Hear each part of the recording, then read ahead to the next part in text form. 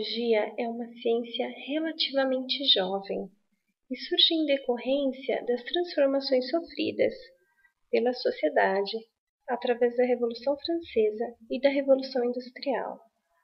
Nesse conceito de sociologia clássica, temos 3 autores que têm contribuições muito interessantes no âmbito da sociologia da educação, que são Karl Marx, Max Weber e Emile Durkheim.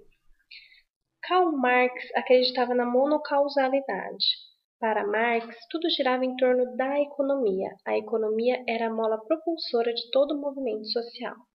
Enquanto para Weber, ela era apenas uma faceta da sociedade. Ela era apenas um dos fatores que determinavam um movimento muito mais complexo que a vida social. Já Durkheim tinha o conceito de consciência coletiva, onde os interesses da sociedade sobrepunham-se aos interesses do indivíduo. Durkheim acreditava também na anomia, que era o caos social. Para ele, uma das funções da educação era não permitir que a sociedade chegasse à anomia. E ela era um processo de socialização.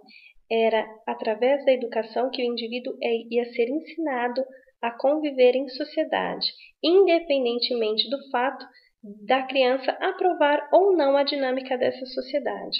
A educação, nesse sentido, é uma ação para o conformismo. Já Marx tinha na educação um subsídio para romper com a alienação provocada pelo trabalho. Ela era, assim, um meio de dominação, já que junto com o conhecimento é passada uma visão de mundo, porém ela era a força motriz para as mudanças sociais.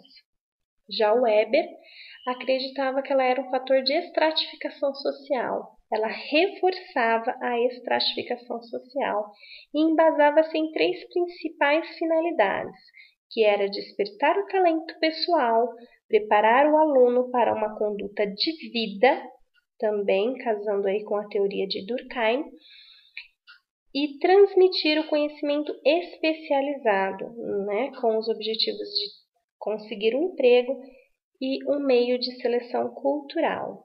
Vamos agora ouvir o que a Yolanda tem a falar sobre a unidade 2.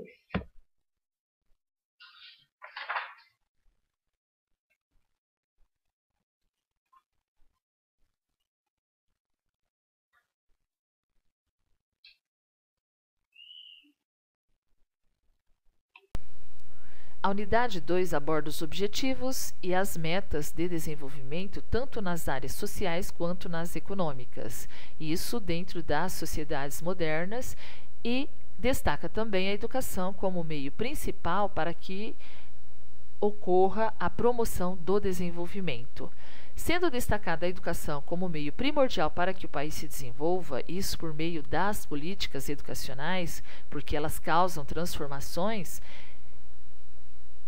Em razão destas transformações, podemos chegar ao país que nós queremos e também às futuras gerações.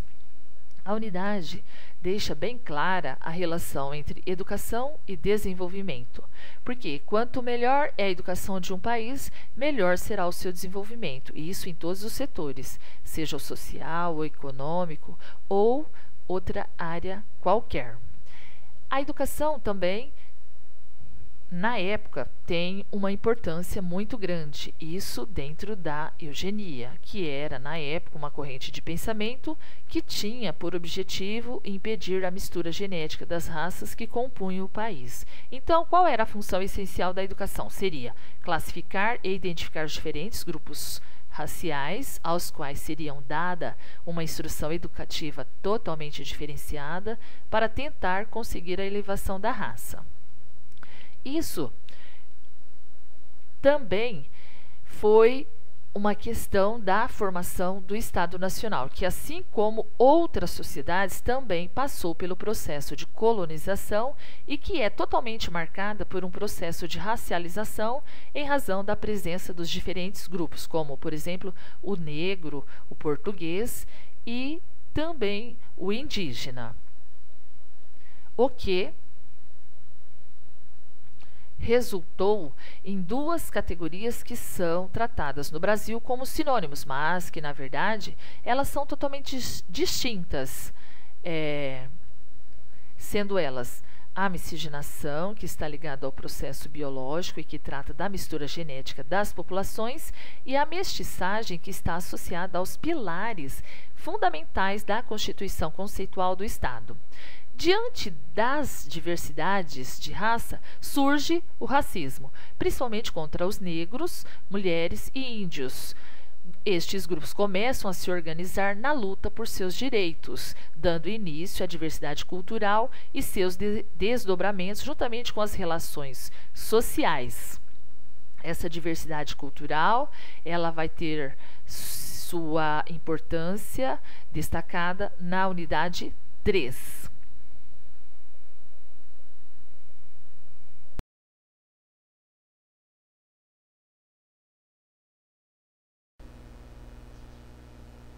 Logo na introdução da unidade 3, nas primeiras palavras, os autores levantam algumas questões que serão trabalhadas durante toda a unidade. Eu separei duas delas, que são as que eu acredito que concentram mais os dois pontos que eu achei mais importantes de toda a unidade 3. A primeira delas é quantas diferenças se encontram numa mesma sala de aula. Eu acredito que hoje a diversidade, a heterogeneidade das salas de aula hoje em dia é muito grande. Ainda que você esteja num bairro maciçamente japonês, você não vai conseguir alcançar todos com um só objetivo. Tem que ser uma aula bastante ampla. Então, acredito que é muito importante deixar bem claro que existe a diferença dentro da diversidade. Ainda que sejam alunos de periferia, existem muitos deles que se interessam pela música clássica. Mesmo e o reverso disso, um aluno de escola privada que pode adorar rap enquanto o professor está tentando ensinar para ele o que é uma música clássica. Precisa ter essa ligação do aluno e o ensino. A segunda questão a ser trabalhada é: a escola desenvolve de maneira satisfatória as potencialidades do encontro entre as inúmeras diferenças de seus educandos? Bem, hoje em dia foi dado à escola não só o cargo de ensinar, como o cargo também de educar as crianças. Então isso ficou a cargo de ser trabalhado pela escola, mas a escola não consegue fazer isso, porque ela funciona com indivíduos pertencentes a uma sociedade que ainda está muito presa ao modelo universalista.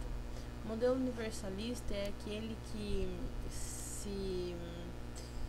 ele se identifica mais, ele acha mais normal homem, branco, heterossexual. Isso para ele é uma sociedade normal. Sociedade considerada modelo. Então, tudo que difere disso, para ele é muito estranho. A gente consegue ver isso porque nós pertencemos a essa sociedade e ainda não conseguimos assimilar tudo isso. Então, como professores dentro da sala de aula, a gente também está aprendendo junto com os alunos. Uma prova disso é que os livros didáticos, eles ainda estão nesse modelo universalista, esse modelo eurocentrista. As crianças que fazem parte da historinha, elas normalmente são brancas ou são loirinhas, de olho claro. Então você leva isso para um livro que é mais afastado,